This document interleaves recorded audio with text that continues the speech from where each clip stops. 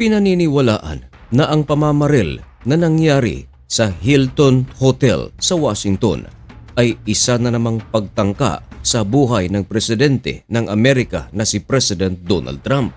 Kung ganun, maraming beses na rin na pinagtangkaan ang buhay ni Trump, maraming beses nang nabigo ang mga attempters, maraming beses na rin na ito ay napagtagumpayan ni Trump. Ilang beses na bang tinangkang kitilin ang buhay ni Trump? Merong mga kumakalat na balita ngayon na di umano Iranian daw ang may kagagawan ng pinakabagong shooting incidents sa Hilton Hotel. Totoo kaya ito? Yan ang ating pag-uusapan sa videong ito. Pero bago ang lahat ay huwag kalimutang mag-subscribe. Samahan mo na rin ng like ang videong ito at i-click ang notification bell. Napakalaki kasing tulong yan para sa aming mga content creators.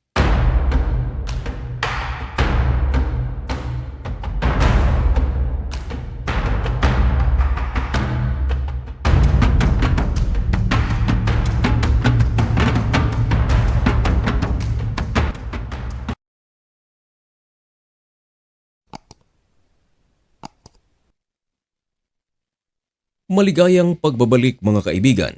Kumusta kayong lahat? Ngayon ay April 27, 2026 at nagbabaga na naman at napakabagong balita ang ating ihahatid sa inyo. Ito ay tungkol sa pinakabagong pagtangka sa buhay ni President Donald Trump at ang pinakabagong insidente ng pagtsyungtsyung o pamamaril ay nangyari sa isa sa mga hotel sa Washington. Ito ay ang Hilton Hotel. Kino-question ngayon ang seguridad ng naturang hotel sapagkat alam naman ng hotel at ng mga officers nito na magkakaroon ng isang annual White House Correspondents' Dinner. Ginagawa ito bawat taon. Ibig sabihin, kinakailangan talagang isecure ang naturang lugar at hindi basta-basta ang mga panauhin dahil matataas na mga officials ng Amerika ang dadalo rito. Nandito mismo ang pinaka-powerful na tao sa Amerika o ng buong mundo, maging ang Vice President nito. Mula sa pagkain, sa tubig, transportation, komunikasyon, kinakailangang isecure ito kung mayroong mga panauhin na gaya nito. Halimbawa na lang kung magta-travel ang American President sa ibang bansa, balot na balot ito ng security. Bago pa man lumapag ang kanyang sasakyan sa ibang bansa, ay nakapuesto na ang security ng ibang bansa at lalong-lalo na ng security ng Amerika. At habang ito ay lumilipad naman papunta sa destination, mayroong mga fighter jets, meron pa nga mga refueler plane kung sakaling magkaaberya at sa lupain naman nakakalat ang mga pulis at mga ambulance. Ibig sabihin, pinaghahandaan talaga ang moment na gaya nito. Pero ang pangyayari doon sa Hilton Hotel ay talaga namang pinag-usapan. Talaga nga bang hindi na safe ang presidente ng Amerika? Dahil kung talagang totoo na si President Donald Trump at mga officers ang pakay ng naturang gunman, ilang feet na lang ay masasapol na sana si President Donald Trump at mga kasamahan nito.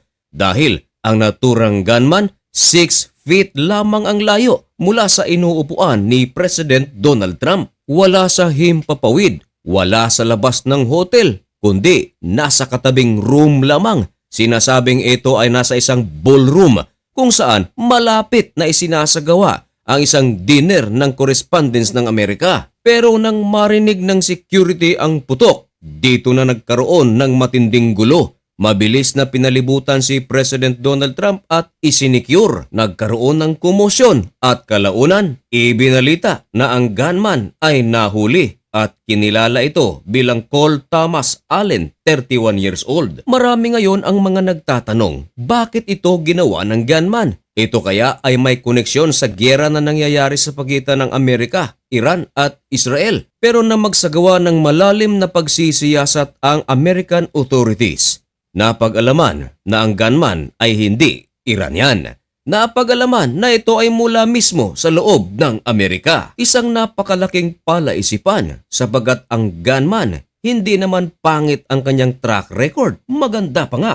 Ayon sa ulat, tinawag pa nga siyang Teacher of the Month nang bigyan ito ng parangal noong December 2024. Meron din siyang background sa engineering at tinawag pa nga siyang computer scientist by degree at nagtuturo din siya ng game developer. Ibig sabihin, hindi naghihirap sa buhay ang gunman. Ang lapses na ito ay hindi lang simpleng kapabayaan, kundi isang napakalaking banta na sa kagustuhan ng isang presidente ng Amerika na isecure ang Israel at marami pang mga bansang allied nito sa loob ng kanyang bansa ay hindi makita mismo ang kanyang nais ibigay sa iba. Ito ang tinatawag na security. Ang insidenteng ito ay hindi unang pagkakataon na nais kitilin ang buhay ni President Donald Trump kung may katotohanan na talagang si Trump ang pakay ng naturang gunman. Dahil noong July 14, 2024, 3 buwan bago ma-elect si President Donald Trump bilang Pangulong muli ng Amerika, ay tinangkaan din ang kanyang buhay sa isang campaign rally sa Butler County. Habang nagsasalita si President Donald Trump alas 6:15 ng gabi, narinig ang mga sunod-sunod na putok ng baril. Mabilis na tumakbo ang security ni President Donald Trump. Maging si President Donald Trump ay kanyang napansin na tinamaan na pala siya sa kanyang tenga. Buwan ng Setyembre, parehas na taon 2024, habang naglalakad si President Donald Trump kasama ang kanyang kaibigan na si Steve Witkoff, narinig ang mga sunod-sunod na putok ng baril. Hindi sila tinamaan at agad na isinara ang naturang golf course. Nahuli ang gunman at kinilala ito bilang si Ryan Wesley Roth, 58 years old at sinintensyahan ng life sentence. At hanggang sa kasalukuyan, marami pa rin di umano ang nagtatangka sa buhay ni President Donald Trump. Noong 2025 hanggang sa taong ito, nito lamang nakaraang February, meron na namang pagtangka sa buhay ni President Donald Trump pero hindi ito nagtagumpay. Anong lesson ang ating makukuha? Ang buhay ng tao ay talagang napaka-uncertain. Meron ngang mga malalakas pa pero bigla na lang nating mababalitaan na wala na. Meron din namang mga mahihina na at matagal nang nakikipaglaban sa kanilang karamdaman pero marami pang mga tinalo. Marami ring mga ordinaryong tao ang namamahinga na. Marami din sa mga kilalang tao ang namamahinga na. Ang punto, merong one thing in common sa mga mayayaman, sa mga mahihirap, sa mga ordinaryo at mga kilala. Ito ay ang tinatawag na kamatayan. At isa pa sa talagang hindi natin maitatanggi ang katotohanan ito na ang ating buhay, kahit na ikaw ay paligiran pa ng danger, kung hindi ipahihintulot ng may-ari ng ating buhay ay hindi pa tayo papanaw. Pero kung kanyang ipahihintulot, kahit na tayo ay natutulog lang, ay walang sino man ang makakapigil.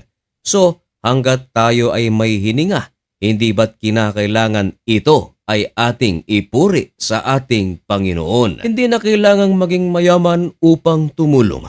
Meron ka lang sapat na lakas ay maaari na. Gumawa ka lang ng isang magandang history sa buhay. Dahil every now and then, whether you believe it or not, maaaring tayo ay maging history na lamang. Mga kaibigan, hanggang dito na lamang muna ang videong ito. May God bless you and thank you so much for watching. Goodbye.